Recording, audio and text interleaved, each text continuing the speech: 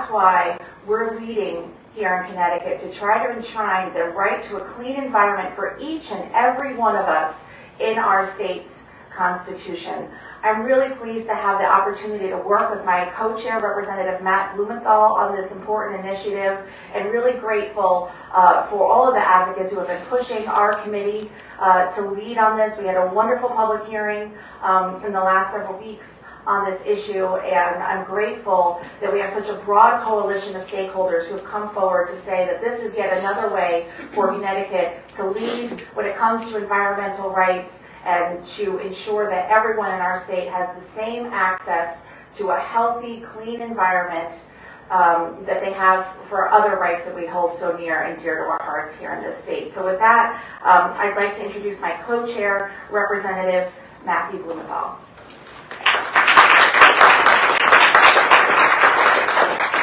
Thank you, Senator Flexer.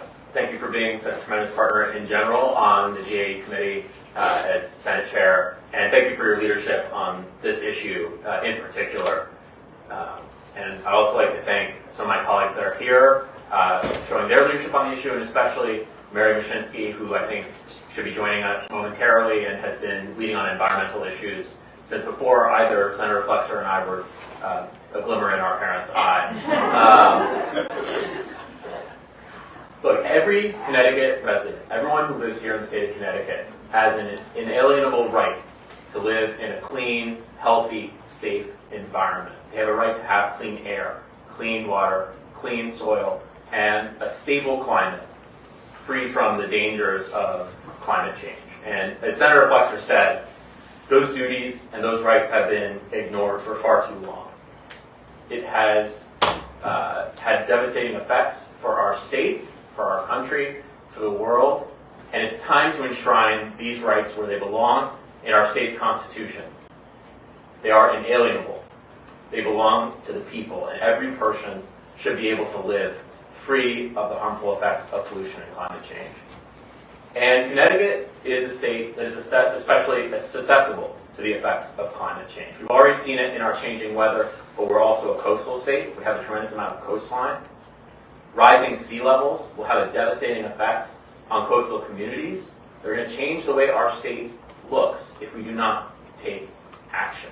And right now, I would note that our state Attorney General, William Tong, is pursuing litigation against ExxonMobil for the lies and misdeeds that they engaged in contributing to climate change and its devastating effects on our state.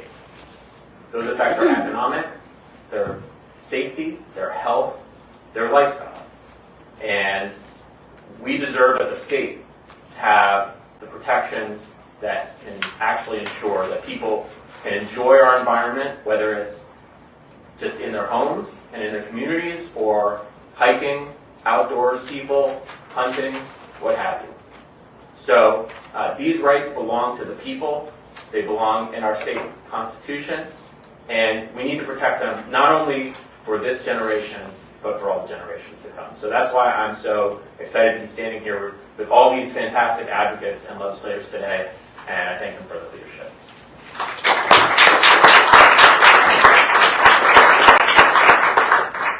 Thank you, Representative Blumenthal. Up next, we will hear from Maya Van Rossum, who is a national leader of Green Amendments for the Generations. Maya, thank you so much for being here today, and thank you for your leadership on this issue. Welcome. Thank you. It's such an honor It's such an honor to be asked to join Senator Flexer, Representative Blumenthal, and the other advocates here in the state of Connecticut to talk about advancement of constitutional protection of environmental rights in the state constitution, the Connecticut Environmental Rights Amendment. I think what I'm here to offer and contribute to the message of the day is the fact that 3 states already recognize the rights of all people to a clean, safe, and healthy environment in the Declaration of Rights section of their state constitution, giving highest constitutional recognition and protection to the environmental rights of the people on par with other fundamental freedoms we hold dear, like the right to free speech and freedom of religion. Those 3 states are Pennsylvania, Montana, and most recently, the state of New York. And so the real point is that there's nothing new happening here. These kinds of constitutional protections for environmental rights already exist in other states and are working well, providing essential protections when the laws as written or applied are failing to ensure that all people are getting necessary protection of their environment and the natural resources of the state. In addition to the 3 states with constitutional amendments of this kind, there are 15 other states from coast to coast, including the Hawaiian Islands, that are advancing this same kind of proposal to lift up environmental rights so they are given highest constitutional standing. But right now, Connecticut is on track to be the 4th state in the nation, number 4, to give highest constitutional recognition and protection to environmental rights and to ensure a recognition of the obligation on all government officials within the state to protect the state's natural resources for present and future generations.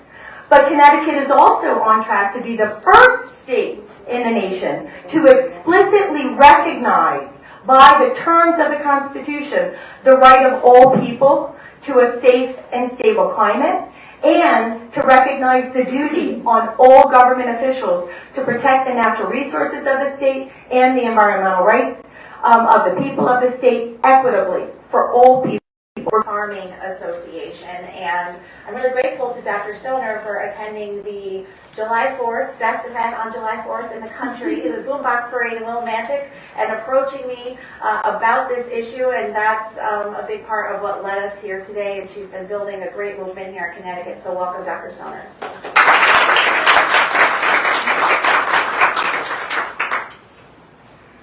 Thank you, Senator Flexer and Representative Blumenthal, and thank you, Maya Van Rossum, for coming to Connecticut.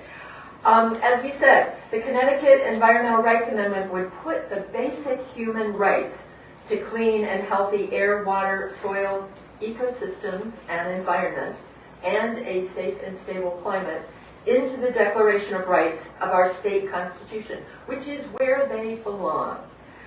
These elements are essential for human life, and they need the same protection as other basic human rights. You can't be free if your environment is making you sick or killing you. So the Connecticut Environmental Rights Amendment would put these rights for all people across all the different lines that separate our communities into their future for present and future generations. And I really appreciate the opportunity to speak and to bring this to the Connecticut General Assembly.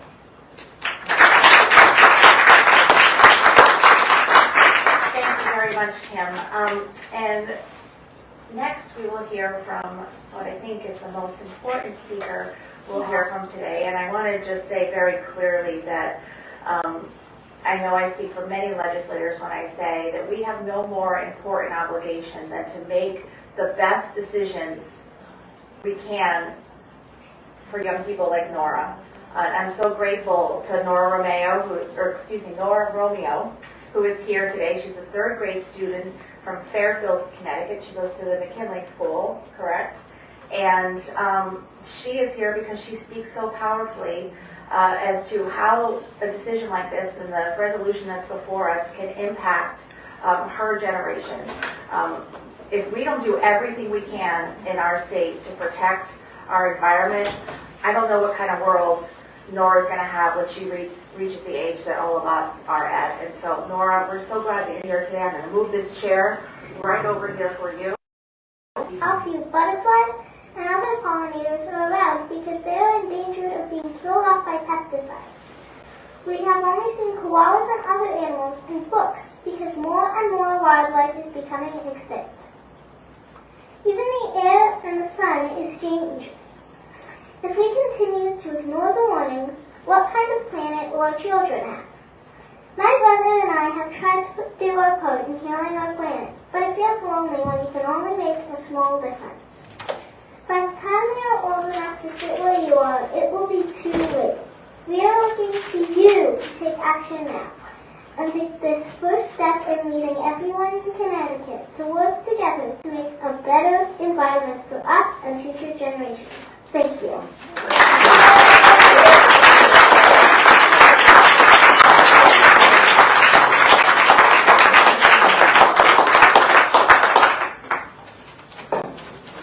Thank you, Nora. That was absolutely wonderful, and boy, did she really sum up why this resolution is so important and why Connecticut needs to enshrine the right to a clean environment in our state's constitution. Before we wrap up, I am going to call my colleague, Representative Mary Mushinsky, who, as you've heard, has been a leader on these issues for a very long time. And frankly, if people had listened to Representative Mushinsky more, Nora wouldn't have to be here today, because these things would have been done a long time ago. So welcome, Mary. Thank you.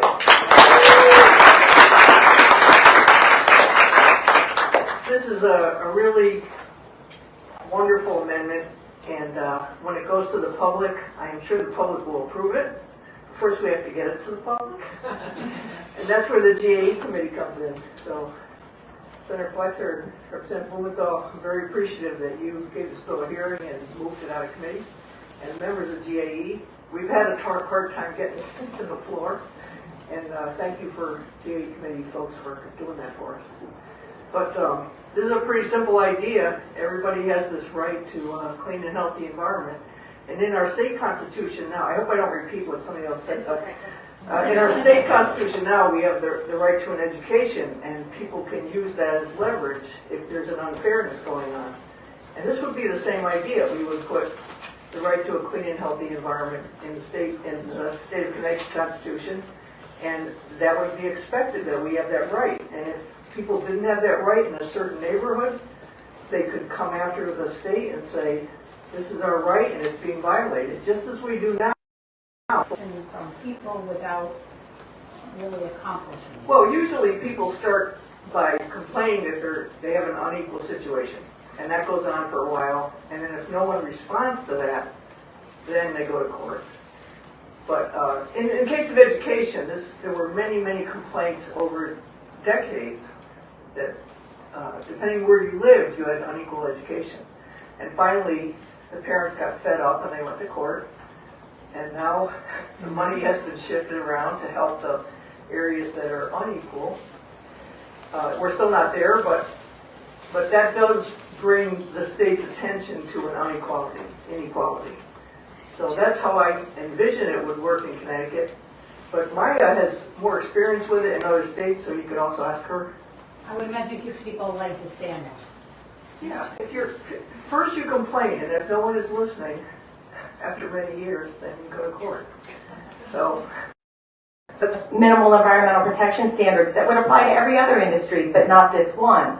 My other organization, the Delaware Riverkeeper Network, and 7 municipalities were able to rely on Pennsylvania's amendment that includes a right to pure water, clean air, and a healthy environment to again defeat the provisions of that legislation that were problematic and restore the zoning authority of local municipalities when it came to these industrial operations to protect their community environment, and they believe on human health. In the state of New York, the amendment's being used right now to address serious air quality issues, where the Department of Environmental Conservation has failed to hold industry accountable to reduce their pollution inputs to a degree that it was not harming the health of nearby environmental justice communities because of the release of things like crystalline silica, very dangerous air contaminant. The number of lawsuits that we are seeing are not prohibited. We don't see a massive onslaught of lawsuits.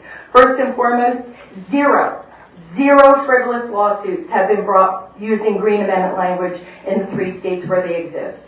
The number of really meaningful lawsuits that have been brought are all about serious issues of significant concern. Win or lose, the litigation has been about important issues.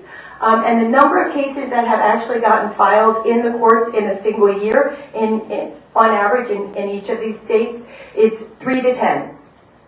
So less than 10 lawsuits a year being filed in the courts. That is certainly not a massive onslaught, but the cases that are being brought are really bringing about meaningful change in critical protections that otherwise would be denied communities.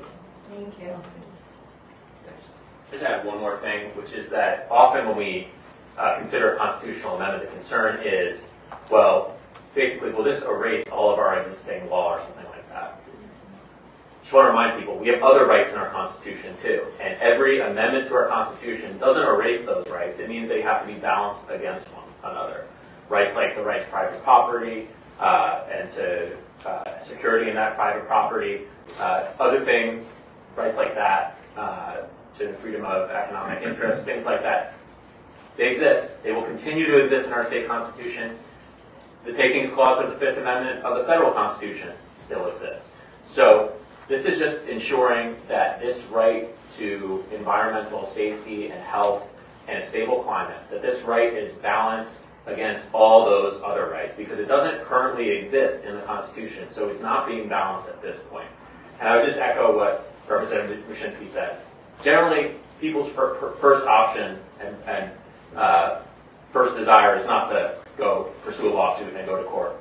It's expensive, it's arduous, it's disruptive. It's not a pleasant experience, and I can say this as someone who represents people who sues other people and companies. So this is an amendment that's going to lead to litigation only when the other organs of government have failed, when their municipality has failed to listen to them, when we as a legislature have failed to listen to them.